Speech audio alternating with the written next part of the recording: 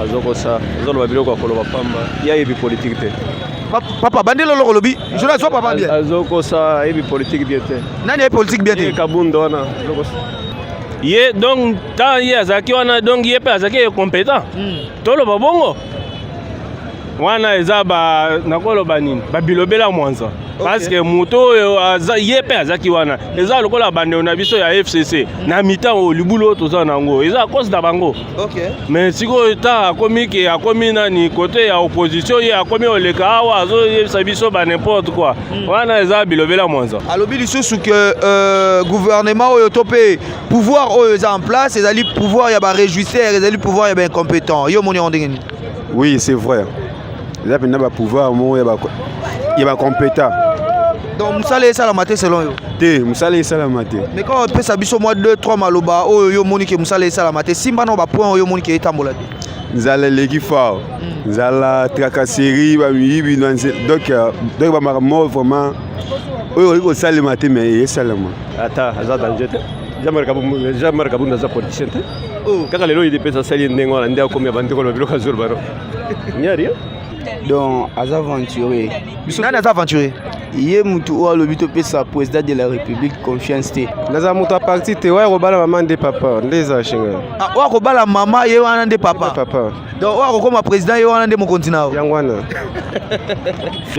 bapolitike na ye oyo abandi nango wana abandi na ndenge ya mabe yakabunda tika président na kimie yoka lisolo na kongo komi na pasi ya mokonza mboko azotambola mpona kosunga kongo tosimbana loboko na loboko tokende liboso totikela mokonzi charge te tosimba loboko tosunga ye atambola na biso longo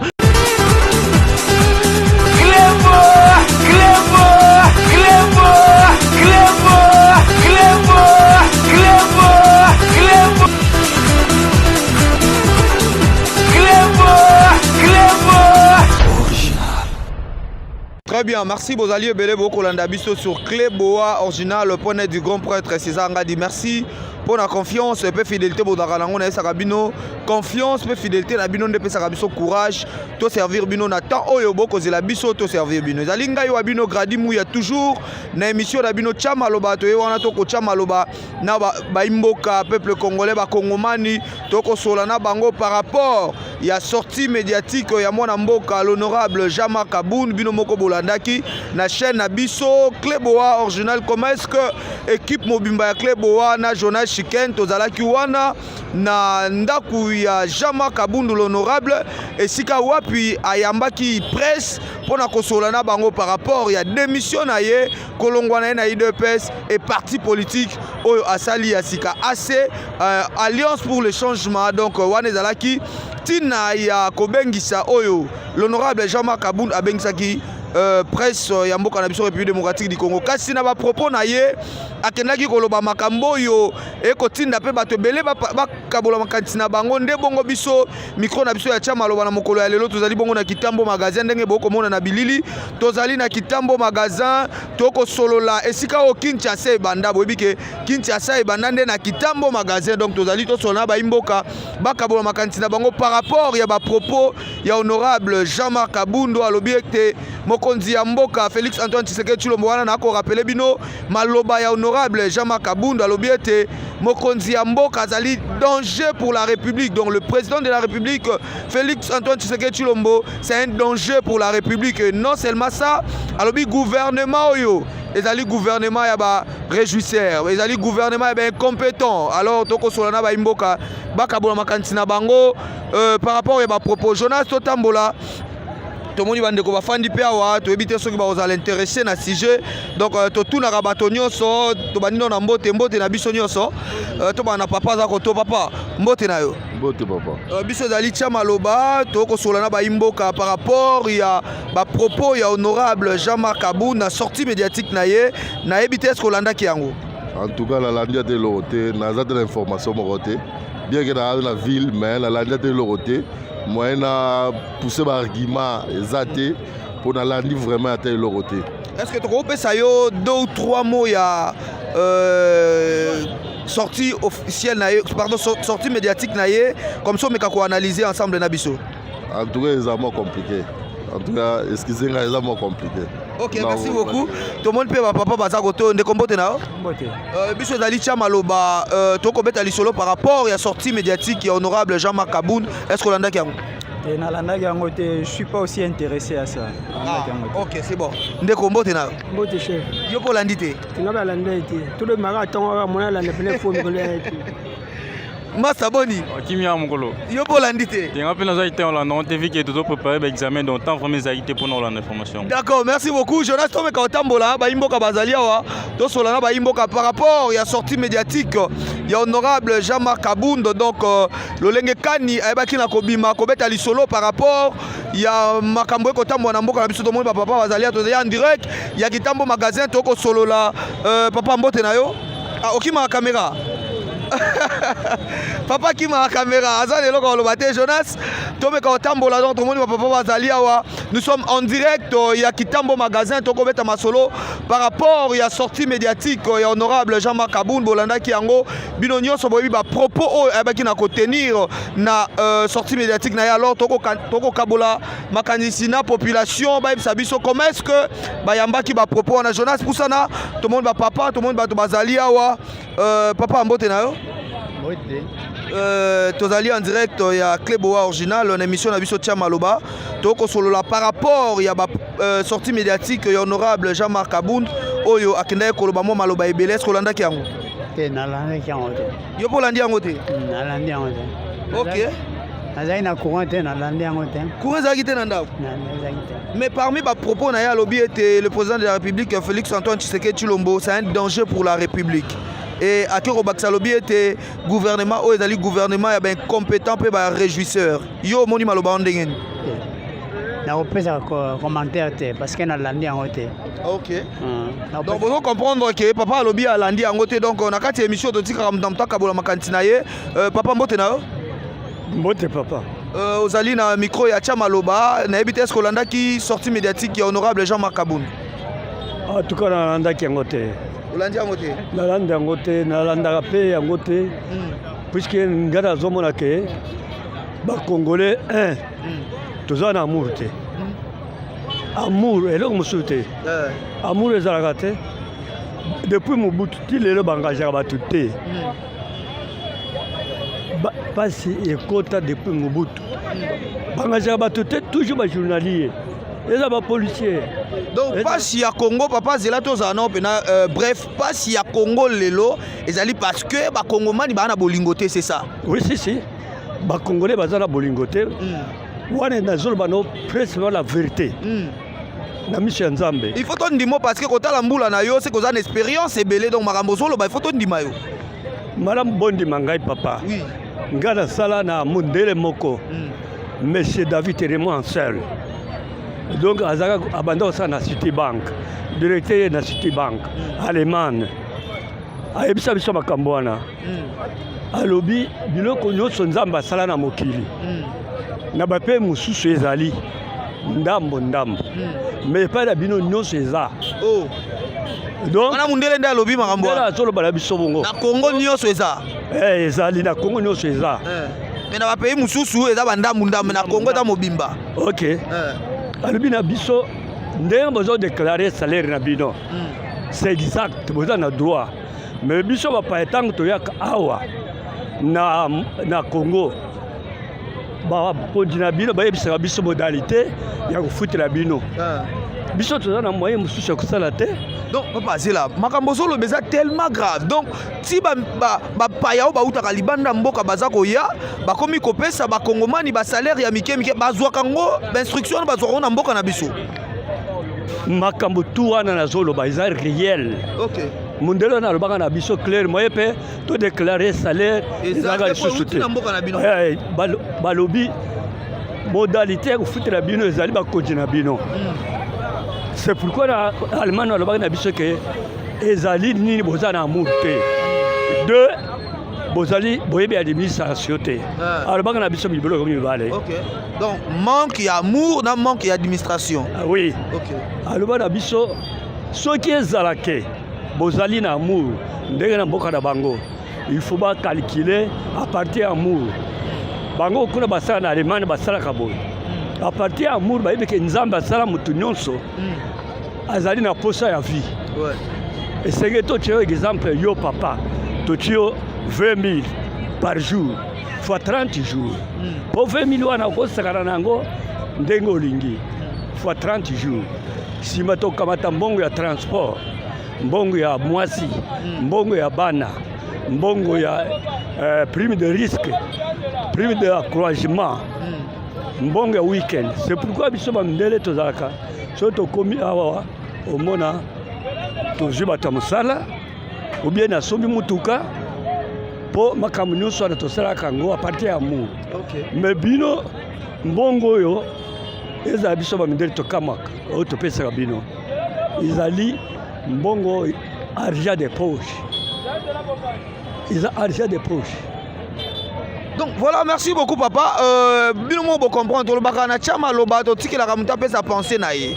En dehors, il y a sujet autoza na ngona mokola lelo papa kabol na biso loko moko za très intéressant. Na komona ke biso ba kongomani bolingo ezate. Papa poto silisa na yo. Message ni ko pesa na ba kongomani nyoso. Ah ezo likambu ya ba kondika ka teme eloko toucho wana ezo simba ba kongomani nyoso. Message ni ko lancer na ba congolais. Message ngana ko loba na bandeko ba congolais. Donc tout d'abord tout les en amour. Muto en amour akolinga pa donc akolinga bolamu ya ye mokote. Muto en amour alinga bolamu ya ye mokote. Alingi muto na moto azwa asepela. Po biloko nzamba sala asala na mokili. Eza po na muto mokote. Ngara za mwana chef coutumier. Na hivi makambo nyonso ndenge papa banda osala na kati ya 24 mboka. Il faut azala na amour batu nyonso basakana basepela bamela balia batanga. Mais soki amour ezate osala makambo na te po mutu aza na amour akolinga te yo mona passe jamais. D'accord, merci beaucoup papa. Donc Jonas, tu continues. Merci beaucoup papa pour l'ikanisinayo. Donc tu continues. Na mon pe bandeko baza koto yo. To me ko zo bango, to me ko so la pe na bandeko. Donc atako baza na musala, mais tu retournes avant moi 2-3 questions. Ndeko mbote na yo.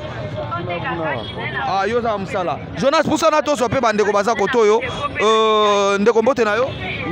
Toza la micro ya Chama Loba to ko beta lisolo par rapport ya ba propos ya ndeko Jean-Marc Kabound sortie médiatique na ye. Est-ce que Olanda yango? Tenga Olanda yango te père. Olanda yango te boulot kaka aux 8 ans Olanda yango te. Ah, boulot kaka na travailler kaka ngana na Olanda yango te. D'accord, merci beaucoup.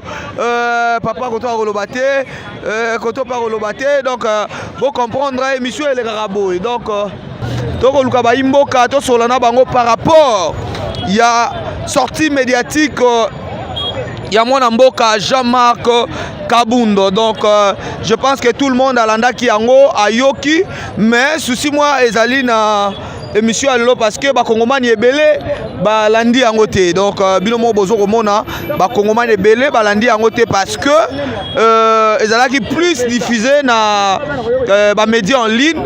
Alors ba OP ezalaki diffusé na ba télévision na biso courant ekopé ça passe. Donc bandeko ebele ba landi yango te meto comme ka kotuna par rapport ya ba o ba landi ba ko kabolola biso makanisi na bango. Donc voilà, tout le monde peut papa télémi papa mbote na yo. Mbote papa. Vous allez en direct, il y a très beau original dans l'émission Chama Loba. Sur la par rapport, il y a sortie médiatique, il y a honorable Jean-Marc Kabound. Est-ce que vous l'avez dit? Olandi angote. Bon, toko pesa yo mo maloba na ye mukio mais comme ça l'analyse lokolo zali pe mbiaka toko mona ozali pe na mo mokolo okoki ko pesa mo makanti ya malonga. Alobi était président de la République Félix Antoine Tshisekedi Tshilombo, c'est un danger pour la République premièrement. Deuxièmement lobi gouvernement oyo ezali gouvernement ya ba régisseur mais non seulement ya ba régisseur ezali pe gouvernement ya ba incompétent. Ba propos wana ozuango ndenge nini? Azoko sa, azolo babilo ko koloba pamba. Ya yebi politique te.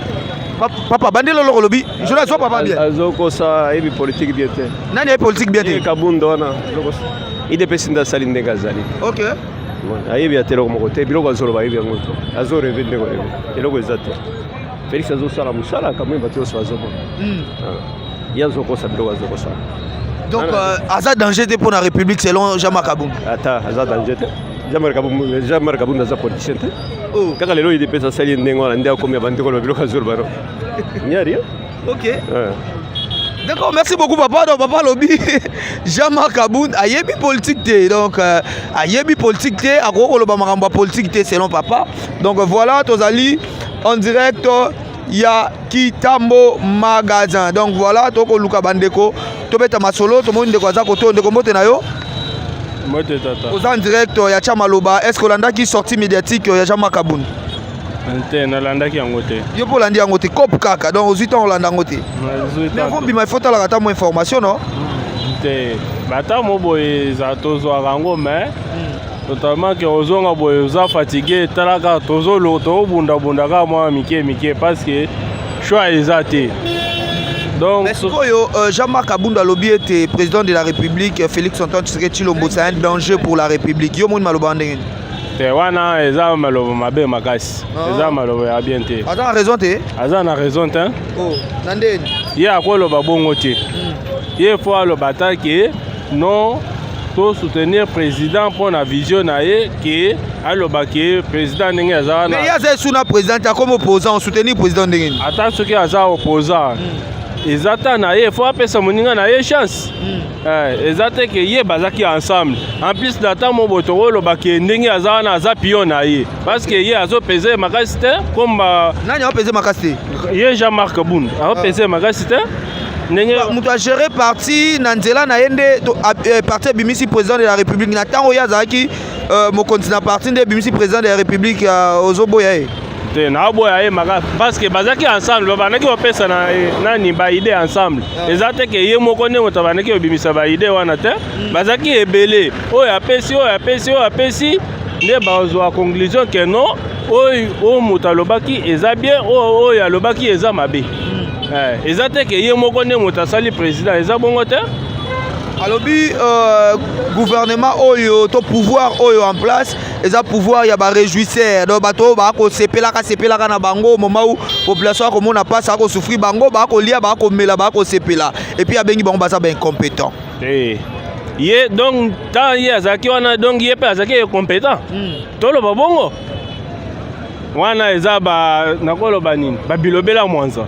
Parce que moto ye pe azaki wana eza lokola bande na biso ya FCC na mita o libulo toza nango eza cause da bango. Mais siko ta akomi ke akomi nani côté ya opposition ye akomi oleka awa azo yebisa biso ba n'importe quoi. Wana eza bilobela mwanza. Conseil nyoko pesa na Jean-Marc Aboun na politique ya bandi ya opposition. Ba politique na yo abani nango wana abani na ndenge ya mabe. Il faut abana nango na ndenge ya bien que malgré le président Azawana bazaki ensemble malgré ye ake mopazi na ye bon il faut azala na ngambu na ye abana oloba te ke o président ndenge azawana aza danger pour la république aza danger na ndeni donc alinga bombarder RDC mobimba pona ye ce qui est que alinga bombarder RDC mobimba wana tokoni makeno aza danger est-ce que prévenir na ko la biso que président aza danger na boyi. Quoi le président ko gérer pouvoir na été pouvoir na eza gérer bien té. Eza bien géré té na sens nini parce que ata mutunyo ça na ta na ye. Mutunyo c'est faut totala que ta na ye asali boye. Moi muke o azo sala asa mutupe. Il faut asala akosala tana ye oyo ekoki ke asali akotika moninga wa koya pe akosala pe tana ye. Ezate ke asala ka bulamu pona RDC mobimba libulo tozaki o tozana ngo tina mita oyo akoka ngo kozipa ngo nyoso te. Parce que makambo osala eza ebele. Oki otali banzela ezate donc social en soi ezate. Siko nyonso wana o bamsusu bazolela o misala ezate talaka ndenge tozobunda toza ebele awa banani bamontare mais soki otali tobundaka na couple na biso ya moto ata ndenge otuninga mutuna ke ozo atante ya olandela télévision nakoya boye naza fatigué parce que nayebi ke lobi na obima lisusu donc oleke nalanda makambo wana nakoyaka ndenge ya baninga nanga bamontare Oh, yoka Jacques Macri kabonda lobaki ba lobaki. On a d'autres personnes conseil moko. Sur dans un téléphone Android, beta Cleboa original au monde ba émission il y a politique, il y a malonga ou ekoki ko informer chaque jour. Donc au rose ata moi 30 minutes autant vous aura pause, au beta Cleboa original au monde ba émission bando sunga chaque jour. Ça va, le gola lobby nanga bongo, na bana osale lango. Merci beaucoup Ndeko, bonne journée. Merci. Voilà, Jonas to continuer to katano nangam parce que nazomona bandeko ebele batape kuna nangambu donc voilà ndenge bozolanda en image c'est moi le vôtre Grady Mouya, autrement dit le fils de la promesse. Donc monde pende kwa koto ndeko mbote na yo. Bote mon frère. Tous en direct, il y a Cleboa original, l'émission Tchama Lobato. Ko beta solo par rapport, il y a sortie médiatique, il y a Jean-Marc Kabunda ce Kolanda Gango. Mais parmi Biloko Aloba qui loko Landa Gitena Mekaopé Sao Makanishi, Alobi était Félix Antoine Tshisekedi Tshilombo président de la République, c'est un danger pour Nambo Kanabiso yo mon nom de geni. C'est un danger. Danger comment? Donc Aza Moutou Esengeli population fungolele miso parce que Azo même ma population n'a pas. C'est vrai. Vraiment, il faut que la population fongolais soit mise sur le. Donc, vous appuyez Maloba ou Ndekojama Kabunda Lobi? Oui, on a appuyé vraiment. À Lobi, il faut que le gouvernement ou le pouvoir est en place, et le pouvoir est réjouisseur, et le pouvoir est incompétent. Oui, c'est vrai. Il y a un pouvoir, il y a compétent. Donc, Moussale Salamate selon vous? Moussale Salamate. Mais quand on peut s'habiller au moins 2-3 Maloba, ou Monique Moussale Salamate, si on a point ou Monique est tambola. Nous allons l'équipe fort. Nous allons tracasserie, donc vraiment, on Salamate, mais Salamate. D'accord, donc de quoi le bipo naie, Jean-Marc Kabunda a raison, donc pouvoir où ils allaient pouvoir est incompétent, ils allaient pouvoir y réjouisseur, pouvoir où Félix Antoine Tshisekedi, le président de la République, c'est un danger pour la République. Selon Ndekonenga Lobi appuyé Maloba, il y a Ndeko Jean-Marc Kabunda. Donc voilà, tout continuer. Donc Imboka Bako solo là par rapport, il y a sortie médiatique, il y a Mwanamboka Jean-Marc Kabunda. Donc Kabunda ou Kabunda. Jonas, merci pour na Moussalo Kosala Yamalonga. Maintenant, on a un tirage sur solo, il peut tomber solo. Donc, Isabongo, Jonas. Pour ça, on a sola, na Moimboka. Pour ça, Jonas, de combien tu as? Mbote. Tirage on a combien? Il y a 20 francs à jour. Ah, on m'a dit que c'est 500. Et wa kiss na wa den. Il y a un lobby, ça a 500. Yo, m'a dit 1000 francs. Bon, on a appelé 1000 francs, mais tu mets le solo avant to channel tirage. Est-ce que l'anda qui sortie médiatique qui a Jean-Marc Kabunda? Tu dans l'anda quand tu prends dans la ça couple dans l'anda quand tu. Vous avez un téléphone Android T. T'es chombozali. Mais il faut l'andata Cleboa original au continent internet na YouTube au petit Cleboa original au bando kozo ba information nyonso etalimbo kanabiso. Non, c'est le deuxième tour non ça là. OK. Bon, pour na yo nazopesa yo maloba ndeko Jean-Marc Kabunda l'honorable o me ko analyser yango. Ndeko Jean-Marc Kabunda lobi était le président de la République Félix Antoine Tshisekedi Tshilombo a danger pour Namboka na biso République démocratique du Congo. Yo moni onde. A danger ne lo ni. Aza somo donc aza muto esengeli population fongola misu parce que ndenge azo meme la pouvoir na ye population se retrouver na ye karaté. Yo moni malbandi. Bon, population se perdre pour à monter mon lo mala mo salati. To souffrir na biso kaka. Donc so donc toi na passe makasi da makamnya so comme passe.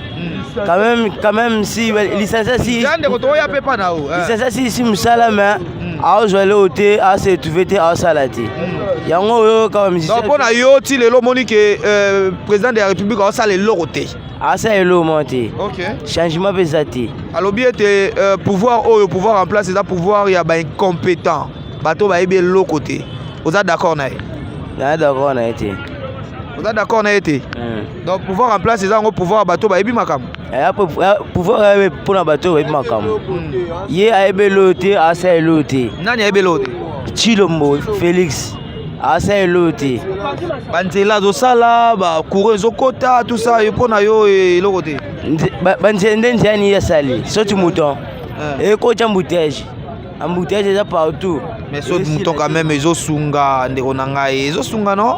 Bon, ça me sunga na ngoma ezas ko créer ba embouteillage pour y a la bande moko. OK.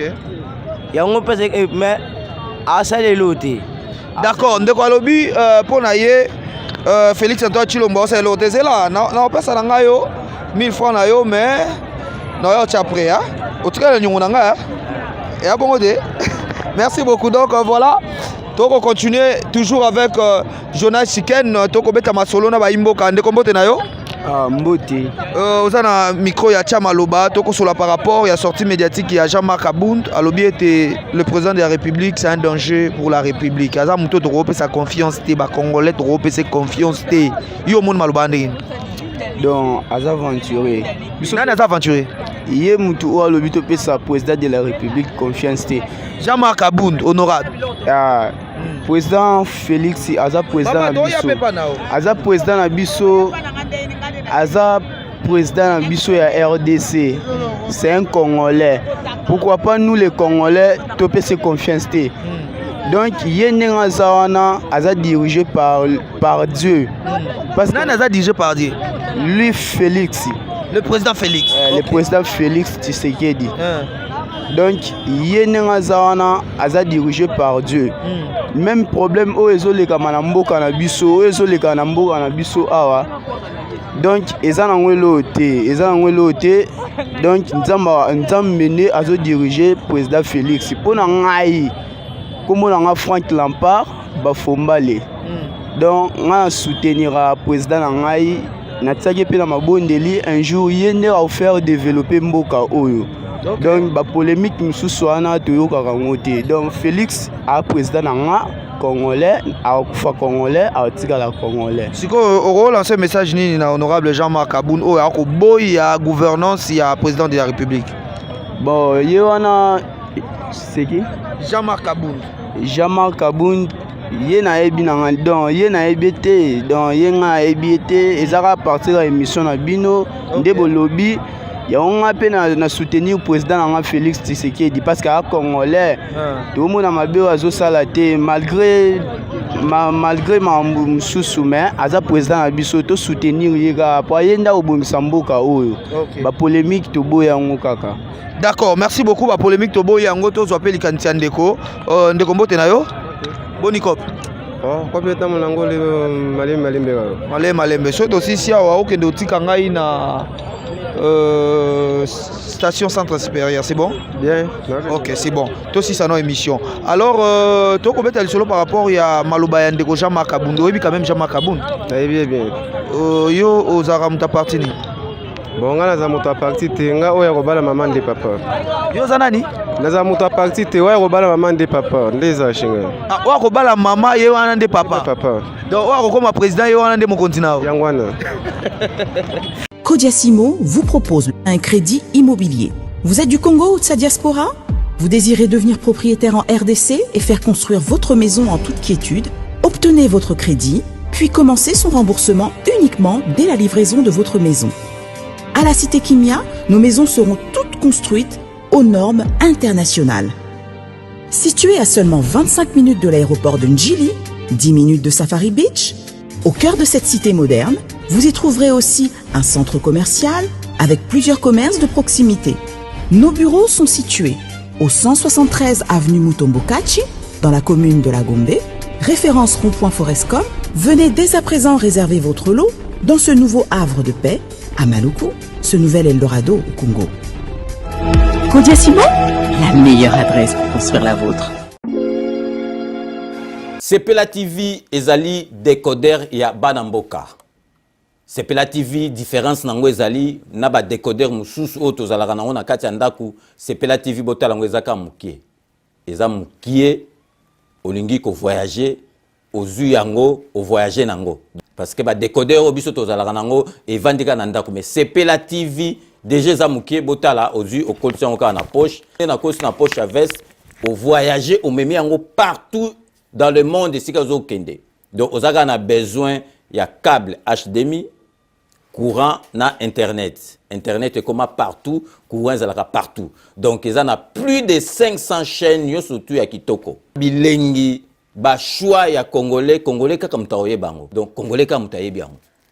Congolais kaka mutaoye ba elengi nini yo kaka. Donc congolais kaka mutaye bango. Donc c'est relative ça. Ya Banamboka. Bozwa abonnement nango okozwa ngo ya ne mobimba okozwa ngo pe par mois au bengi bango na ba numéro na bango bozali komona. Donc Sepela TV ezali décodeur ya yo ya ngai.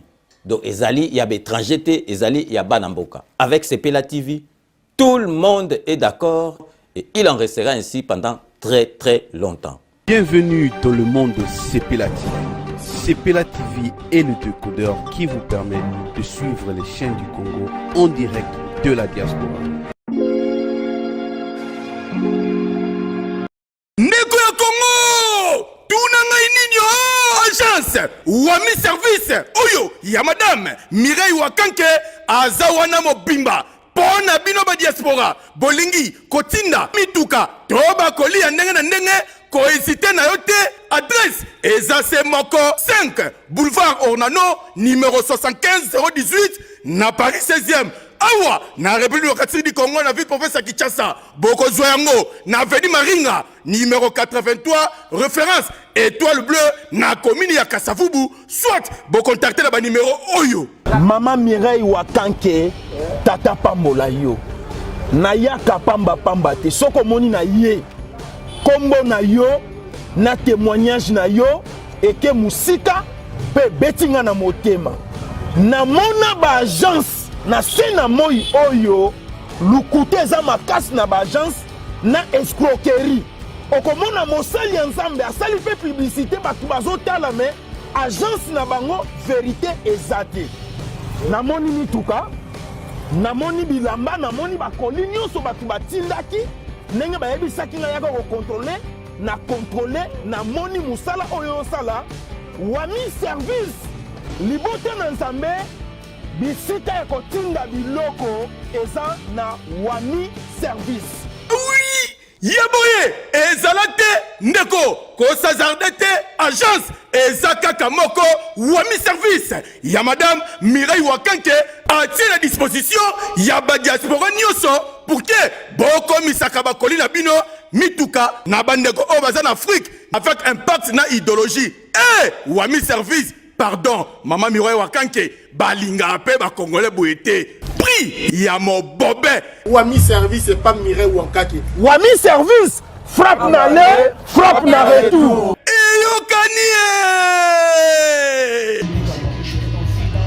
Salon number one, c'est Elbi te coiffer. Tu coiffes avec sourire, tu coiffes avec noblesse. C'est Elbi te coiffer.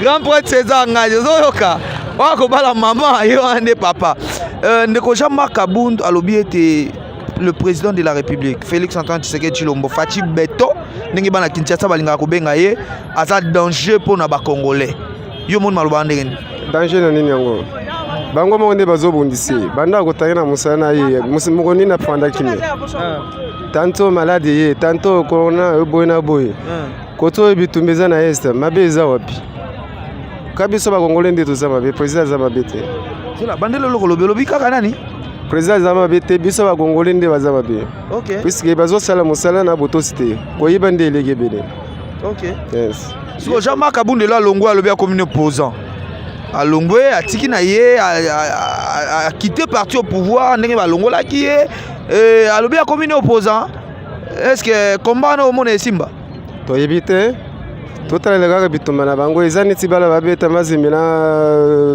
vegle oya okani alungi na imbala mongo yango neti tozozelaka bango OK liloba suko kopesa na bakongomani nyonso na président de la République ozani yanga ezaka te atalaka social ndenge olobaki vie sociale atala biso social nde likambo toza nango besoin.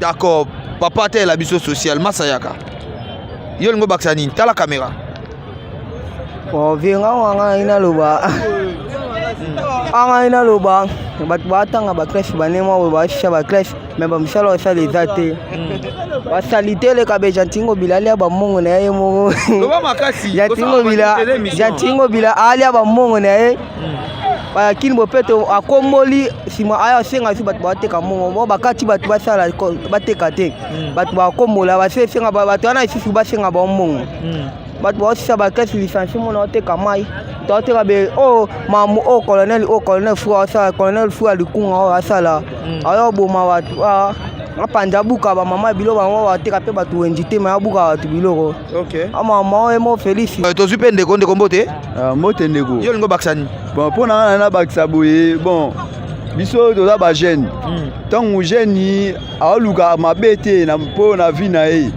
donc ntango jeune aboyi koyiba aboyi asala mabe mo boye donc eza ke mpo lobi na ye ezala honneur bon biso toza bajeune mais toza lese ke mpo nyonso tokomeka tosala esimba te mpo mboka etambola bien te biso oyo tokobeta sujet par rapport ya ndeko Jean-Marc Kabundu. Ndeko Jean-Marc Kabundu alobi président de la République Fachi Beton ana esika omema mboka te, c'est un danger pour la République, donc ana eloko osala te na mboka oyo lobini bon mpo na nga na oloba boye loko andimaki charge ya okonza mboka donc fasisa biso tina suka po biso tondima da papa akamba mboka na biso donc ya mabe eza te akontinue kaka mosala na ye topese me ya boyi te me bato nde bakolobaki akokoka te bon balobaka mutu alingi akende botika akende lokwa papa akendaki donc to facilité akende po lobi ezala malamu me nga elo na obakisaka biso bajeune misala eza te tolala libanda mpona oluka mbongo tookemba en plus toboyi bamabe mais colonel chaque fois akomodérange biso tokomi mal à l'aise makasi wana colonel nani nanga kinwani pardon kinwani donc toza l'aise te toza mal à l'aise toboyi mabe sisa te papa donc toboyi mabe toza bacharge na biso ndeti nga na futela ndako na mwasi na mwana na vivre na cope mais colonel alingeli biso cope te donc tozosala mal à l'aise makasi donc toza l'aise te oui d'accord merci beaucoup zela ndeko mpe abakisa liloba na ye ndeko mbote papa est-ce que olandaki discours ya Jean-Marc Kabundu? nalandaki discours ya message Jean-Marc Kabundi. D'abord napesi bino mbote sali na bino nyonso po eza malamu. omonaki yango ndenge ni bapropos oyo alobaki mpo na mokonzi ya mboka te bapropos alobaki mpo na mokonzi ya mboka Jean-Marc Kabundi tokolobaki eza nini ke omoni place makambo eza yokoluka te makambo wana olongola yango ekende na mosika mpo leta mese Félix azwaki kibokonzi azalaki lokwa moko toyambaki eza autorité epesami epa nzambe ye aza na shwa te ya kosala eloko wana parceke ata asali yango esimba te pepe congolais o biso tovote obien o biso tolingi eza shwa euti na mitema na biso epe eza shwa oyo eloko moko esami epa ya nzambe nzambe nde moto alingi eloko wana esalema selo papo ya mese Jean-Marc Kabundu. yono loba malgré tout ça mais biso ba gente ola libanda aba moto lali likola moto ozobula tout cela totangi est-ce que yango nde tokoloba ke no ndeko Jean-Marc Kabundu ana raison que mboka eza gouverner bien te aza la raison moko te mboka eza gouverner bien te mais na bi président salaka mandat moko te président jamais asala mandat moko na mboka président ndenge aza na mutu moko boye faut botikele temps parce que ye moko abi akokuta eloko te ene eloko te na akokuta wana il faut botikele temps ya kobongisa bopese pena temps ya kobongisa Jean-Marc alobi ya azozwa temps kobongisa te azozwa kaka agent ya komelaka ba whisky kosepelaka kokendaka ba week-end tout ça donc ba voyage à tout moment alors tangu akosenga bakongomani batikele temps est-ce que bakongomani ba bénéficier na nini to bénéfice na biso eza nini totela liboso babi loboko moko mosapi moko esokolaka elongi te loboko moko esokolaka elongi te tozalaki na mese Joseph Kabila abeti 18 ans sikoyo selo papa 18 ans na ye alungwa akei watiki biso lelo akoti biso mpe topesa ye ta mpo nyonso bapasantaka nyonso yakona yo ozomona na oke non makambo kotambola bien na le président de la République Félix Antoine Tshisekedi c'est bon namoni otambola bien so topesi ye temps soki biso pepe congolais tolingi soki toza pena na mutema ya patience ya kopatiente mpona monsieur président de la république topesi pena ta wana malgré tu misala ye nanu te tosouffrir mais mpona lobi esimba kaka topesa ye maboko tozwa oyo ya biso tokozala nango na posa mpo atombola mboka tokende liboso. D'accord, merci beaucoup. Ndeko Mbote. Bonjour. Olandaki discours à Ndeko Jean-Marc Aboun, sortie médiatique nae. Na utaki na yoka kiango koyoka, potana teko na internet suka dana suka. Mais pas c'est pesinga kaka ya Kaboun na mambo le c'est pesina peuple congolais te. Et c'est pesinga moku na c'est penangote. Pourquoi? Tant que vous êtes président tort, vous êtes un mboka tort. Mon mboka vient à Marambalandelaka. Tant que vous êtes un biso, à côté de Marambali, vous êtes un aïko quand même. Tout simba na biso à Congolais nan. Pombo kotumba. So peut-être la ram mboka ngone kufa nango. Mubuta ya sali oya zaki na posa akei. Yepeka ya kabibi ba asali makambo zaki na posa akei. Mais jamais to kotala ka président koti na mandat liboso. Premier mandat na yeboko moche mutu likolo ba voyage ndo sala yango na makambo ko mofunga mati Jean-Marc Aboun lobi voyage wana ekobote lokote donc ezana ko ka po beta ba tour amona na yeba mboka wana tout ça mais robote lokote balobaka ndako lala te mo besika tanga gezate tanga zo tsa lokole sika saka bike akeko sonye quelque chose kuna ya teka lokanga na vana na ndako lo sa na getambola bénévolement bongo bana na tika wana na tanga makuna atika bana atika makamne misusu ba faire na misusu akende akedukela biso batika bloko wana bloko landa te batika président a réunion na pouvoir na ye pesa Jean-Marc Aboun conseil ya genre landela vie na yo tika président kimia landela vie na yo tika président kimia ya genre soko luki kolia na yo te biso mo wana batali boso to totelemela yo atika komba bani jamais tika komba bani ba commande bo pesi Jean-Marc Aboun confiance te to pesi ngamo na kuna betela ngonze mbokala te no wa DJ aba artiste ngana musicien na betela ngana ndimite rien yo musicien ngana musicien betela ko moko to ndima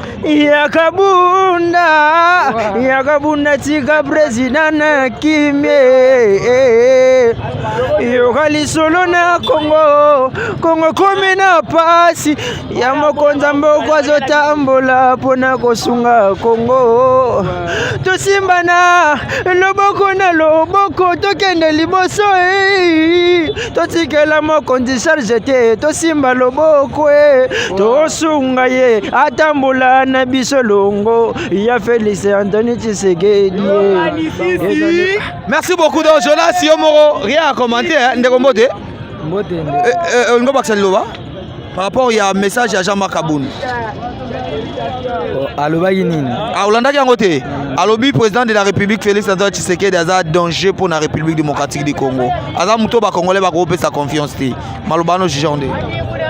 Pona nga namoni yango eza mensonge.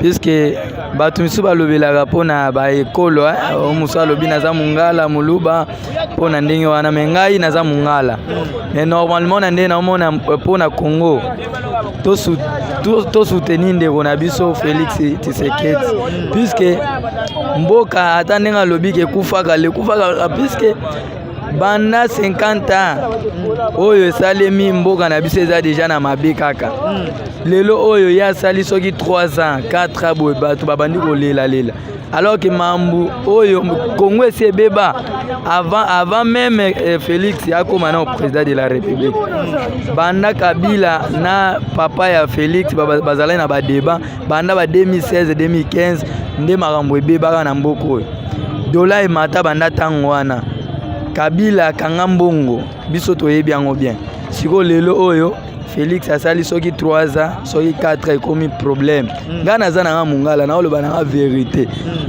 Félix po mboka oyo ebonga il faut to soutenir ye totika na kolobela ye ba n'importe quoi donc to soutenir ye pena po aza na eloko te abandi mpe kasi sikoyo mais quand même tozomona moi ba changement moi les osalama makambu tout ça donc voilà ozomona donc na ndenge pena mabe te na ndenge pena totika pena mambo etali baki tribalisme totika yango mais totelemela donc biso nde sikoso neti nga na croyant na chrétien nakobondela mpona ekolo na ngai nabondeli mpona président de la République nzambe apese makasi armée na biso tozala makasi donc Congo mpena tozala nde ini mpenza ozomona yango nde kosala biso malamu. D'accord, merci beaucoup. Merci beaucoup Ndeko. Donc tokomi presque na suka to bakisata 2 personnes à mon papa za mpanzoyo. Le propos de Jean-Marc Kabund Ndeko mbote na yo. O ba politique te.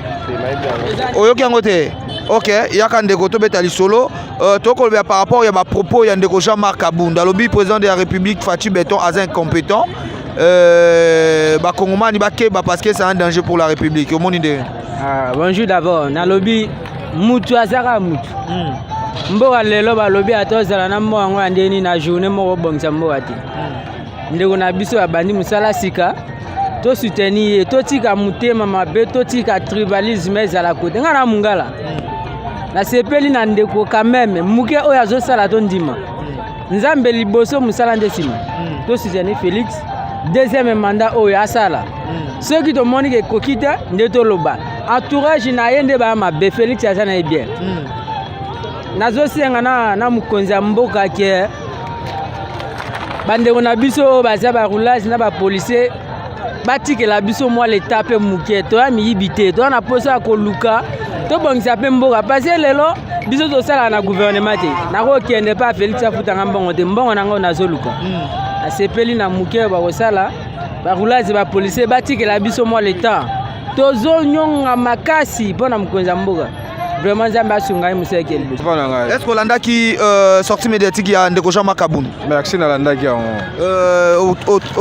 aux yeux à propos na ndengeni. Bon, d'après ngai na monige o eza premier mandat ya président. Toi accordé chance ake na deuxième mandat tout est eloko nini na kosala. Soki asali eloko ya malamu tende toyeba koloba eloko ni tokoloba. Mais pour ce temps pour na ngai na monige eza no premier mandat to accordé chance. Assis à projet Ozana Mutuna. Merci d'après ça. Merci beaucoup. Donc merci d'avoir été sur Cléboa original du grand prêtre César Ngadi. Merci na bandeko so soutenir biso tozali wana toujours Chama Lobato ko tambula ba Kongomani bino mo boyo kinenge ba Chama Loba à propos il y a sortie médiatique il y a mon mboka l'honorable Jean-Marc Kabund. Alors ngana bino tukutane prochainement mais na ko kabona bongote sans que toloba merci na bandeko so ba ko sunga biso Maria la beauté naturelle donc azali wana akosunga biso beloti mavungu vrai chéri merci na ba soutien na yo oyo ko sala donc balobi déjà samedi o to bandi masolo mariage donc tozali wana to ko sala ka o nzamba ebisi biso to sala donc mariage ezali mokano ya nzambe donc gradimu ya déjà c'est samedi to bandi masolo ya mariage tous les 3 séances to sala ngona mbala moko na lisungika ya bido bandeko ya club donc merci déjà na ba appel na bino na ba soutien na bino alors merci na maman Emilie Nzemba na Londres motema ya tous pepele ya mbetolo merci na honorable Jean Moutala au pa kotika biso te azali wana a kotia ba poche na ya enfin que mosala oyo ekende liboso alors merci na Jonas Chicken o adaki na sima caméra ngana bino kokutani prochainement au revoir bye Ozala kanzamba ya Kongo kimia ya Kongo zambe